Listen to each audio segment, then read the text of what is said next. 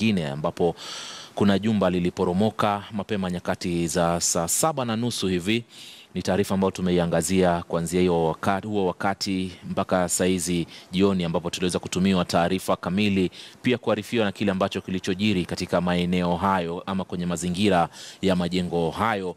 Na hivi sasa naye mgeni wangu hapa studio ambaye anahusika sana na masuala ya udhibiti wa majanga pindi yanapotokea hapa nchini kutoka idara ya polisi. Si mwingine bali ni naibu wa mkurugenzi ambaye pia anahusiana sana na masuala ya mawasiliano katika idara hiyo. Karibu sana Pius Masai Mwashi, karibu katika studio zetu. Asante sana, karibu ndugu yangu. Tuna masuala mawili tutazungumzia zaidi, lakini awali kwanza ni hili jengo ambalo liliweza kuporomoka.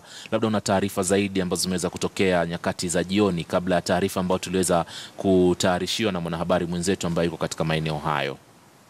Nasikitika kwa sasa siku ya leo, vile umesema ni haki kweli. Leo tumekuwa na jumba limeporomoka katika mji wa Kapsabet, na ni vibaya sana kwa sababu vile hali ilivyo umesikia, zile nyumba lilikuwa linajengwa na linaelekea kwa ghorofa 4 na ujenzi ulikuwa unaendelea. Na vile nimeongea na county commander wa Nandi, nimeongea na OCBD ambaye alikuwa incident commander wa kwanza wa pale wa incident, ashaniarifu ya kwamba vile ilitokea watu 19 wenyewe walijiokoa salama na wakaondoka. Nao waokoaji walifika kwa haraka na wapongeza, wakajaribu wakaokoa watu 39. Ndio. Lakini wanahofia kwamba kuwezekanapo kuna watu pato wako ndani, wanaweza kuwa labda idadi ya karibu 20. Na hawa watu ni wengi. Na vile chinzi ilivyo, naona waokoaji unaendelea. Na tumewasiliana na wenzangu kama National Disaster Operation Center Kano Wino, tumeshazungumza naye.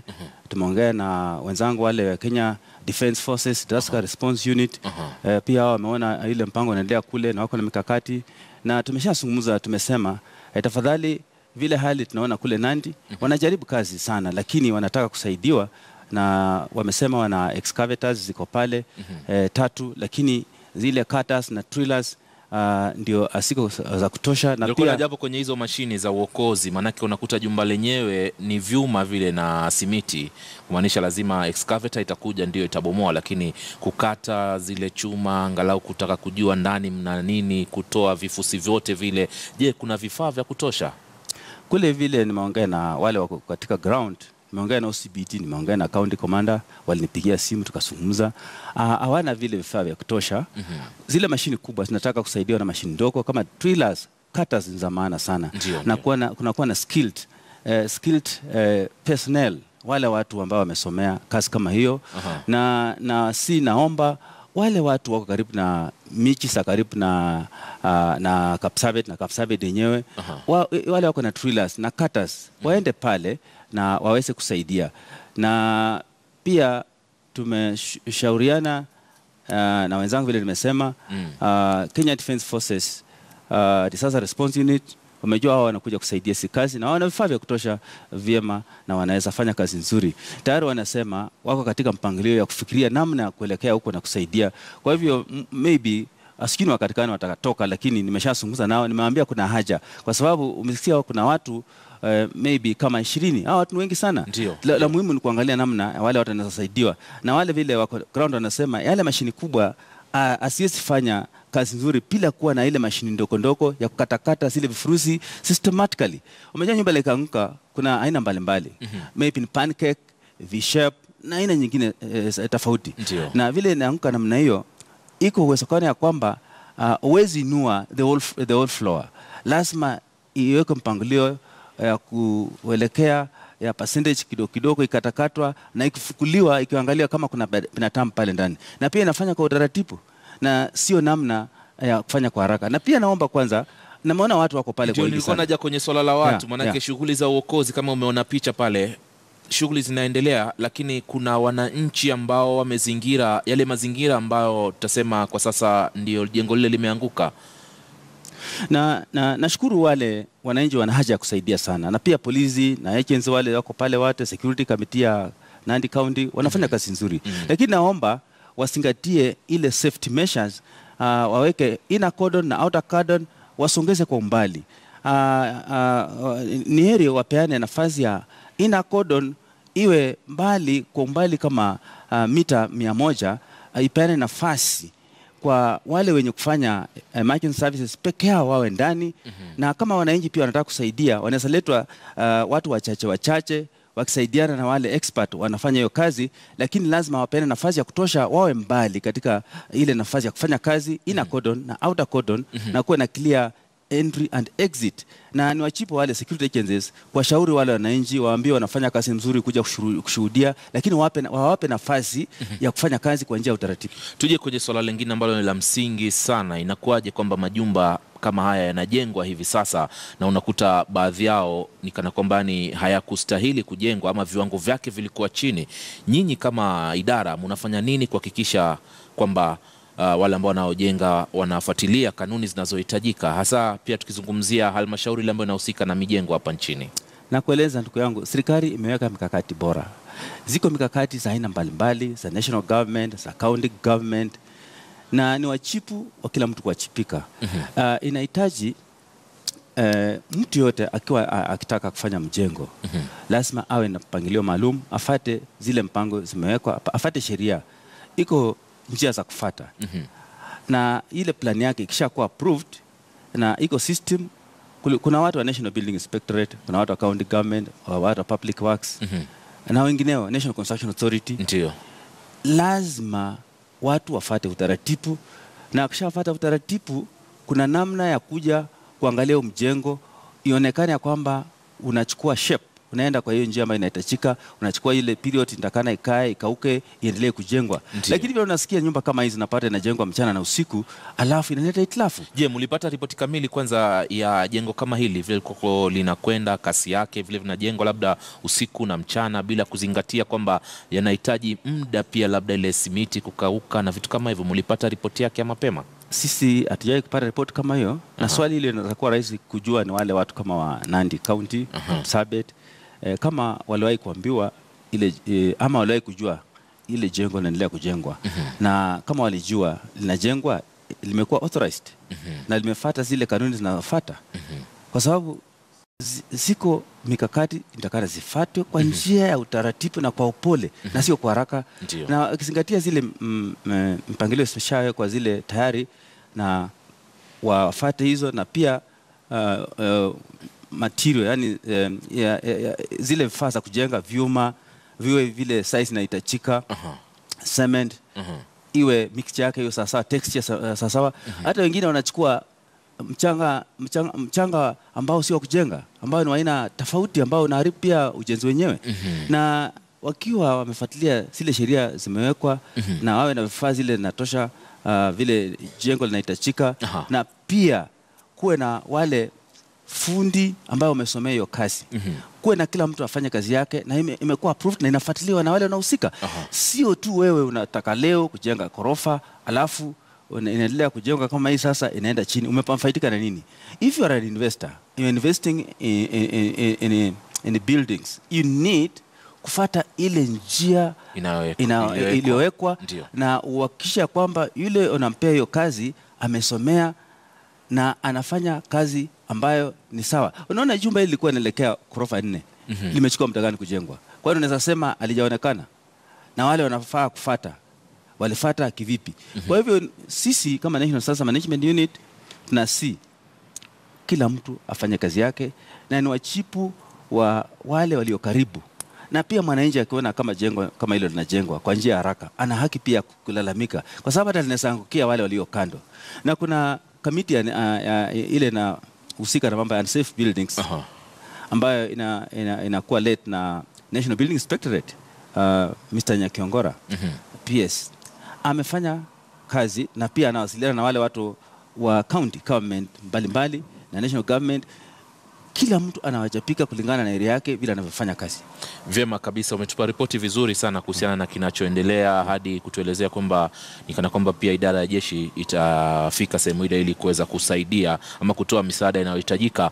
Hivi sasa Bwana Pius, nikana kwamba kuishi mjini na kuendelea na shughuli zako ni hatari sana. Jana kuna kijana aliumwa na nyuki vibaya sana, na nyuki unajua hasira yao huwa ni ngumu sana kuisimamisha. Sijui mumezungumzia swala hili katika idara yenu? Wacha nikueleze. Ile kitendo kilitokea katika Nairobi City jana ni jambo la kawaida sehemu nyingine, kwa sababu nyuki hutembea. Ndio. Na nyuki ni hatari. Nyuki siko na venom. Nyuki sikiwa na njia yake zinafuata, zinatembea na sikutane na watu. Na watu wawe na njia kuonesha kwamba wanafanya kitu fulani ama wana uzuizi fulani sisipite. Nyuki sitawauma na sitawacha venom katika mili zao. Na nyuki vile zilifanya jana, unaona siliuma watu.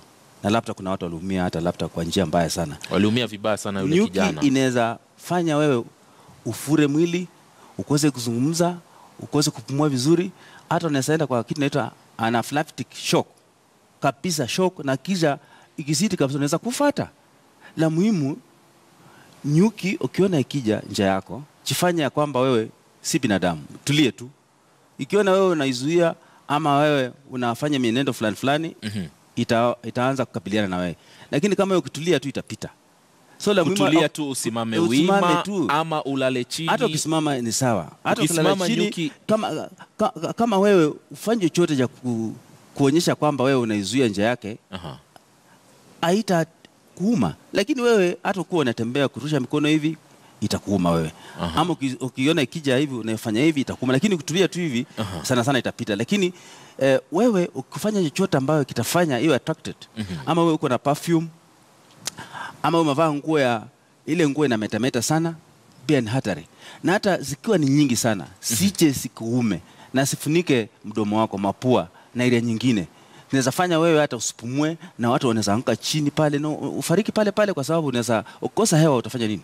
Sasa kwenye hichi kisa ambacho kilitokea kama jana jijini Nairobi, wajibu wa usimamizi wa kaunti ya Nairobi ilikuwa inahitajika ifanye nini sasa? Manake hii ni kama hatari inakuja, nyuki hao wanaweza tokea wakati ambapo watu wanaendelea na shughuli zao, watoke wangate, wafanye madhara pale.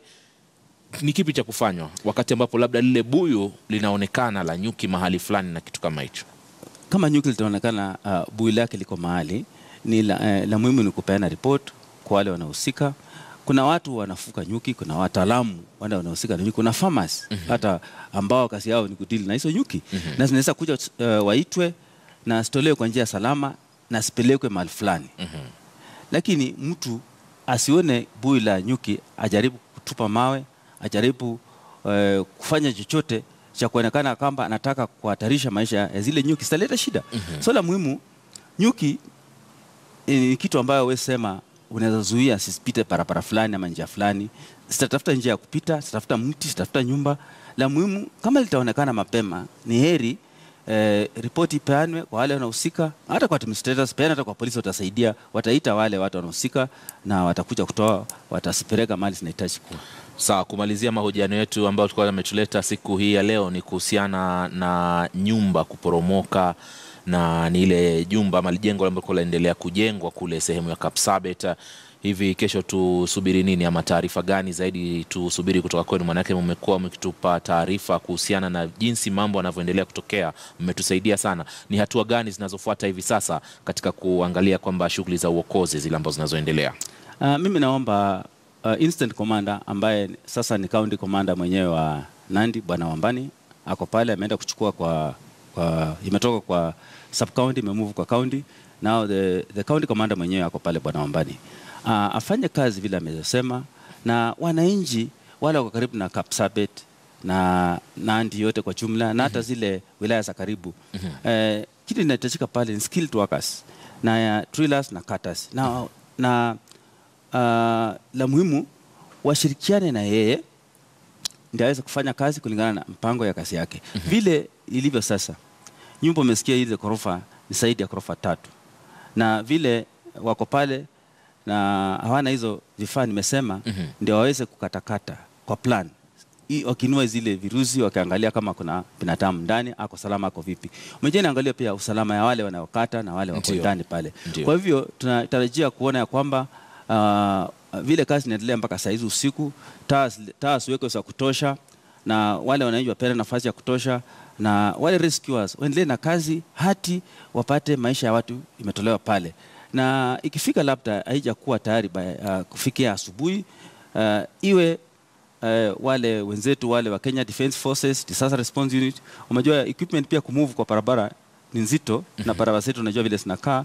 Kwa hivyo tumeshazungumza na wao, tumeongea na mkubwa ya National Disaster Operation Center Kanowino na wale wenyewe wa DRE wenyewe ya kwamba wanajiandaa, na namna watakaoondoka itategemea ni saa ngapi, na vile nimesema vifaa vyao kutembea kwa barabara sio kwa ndege, vitaenda kwa barabara, itachukua muda na sijui itafika saa ngapi. So kesho, kufikia kesho, na natarajia kuwe na matarajio mazuri, na wale wananchi wako pale ndani na naomba Mungu aweze kuweka salama, waweze kutolewa wakiwa hai, na kweli wanaweza tokea wakiwa hai, kwa sababu mara nyingi tumetoa watu wakiwa hai pale. La muhimu ni watu wasiharakishe, wapene waingie pale ndani, wasifanye kazi ya haraka inaweza leta bala, na wale watu wako ndani waweze kufariki. Asante sana Pius Masai kutoka katika ile idara inahusika na usimamizi wa operesheni na majanga pindi yanapotokea.